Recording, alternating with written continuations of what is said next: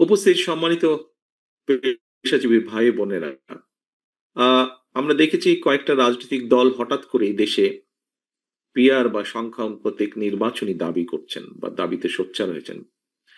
বাংলাদেশে সংখ্যানুপাতিক নির্বাচনী যে ব্যবস্থা প্রবর্তনের অর্থ কিন্তু রাষ্ট্র এবং রাজনীতিতে বিচ্ছিন্নতাবাদ, ফ্যাসিবাদ, চরমপন্থার বিকাশের পথ সুগম করে দেওয়া। সংখ্যানুপাতিক যে নির্বাচনী ব্যবস্থা, এটা কিন্তু বিভ্রান্তিমূলক সমাজ সৃষ্টি এবং সরকার অস্থিতিশীলতার কারণ হয়ে উঠতে পারে বা উঠবে। বাংলাদেশের প্রেক্ষাপটে দেশের স্বাধীনতা, সার্বভৌমত্ব হুমকির সম্মুখীন হয়ে পড়বে। দেশের জনগণের সুদৃঢ় ঐক্য চাইলে কোনোভাবেই আমরা মনে করি সংখ্যানুপাতিক নির্বাচনী ব্যবস্থা চালু হওয়া উচিত না।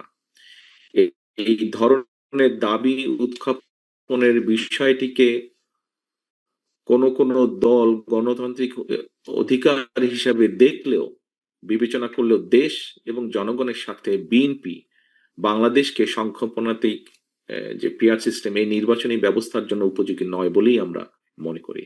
কারণ আমরা যদি একটু দেখি ভালো করে, 2024 সালে গণ অভ্যুত্থানের আরো একবার কিন্তু প্রমাণিত হয়েছে, এই যে গণ অভ্যুত্থান হয়েছে, এই গণ অভ্যুত্থান নিজেই কিন্তু একটি বিষয় প্রমাণ করে।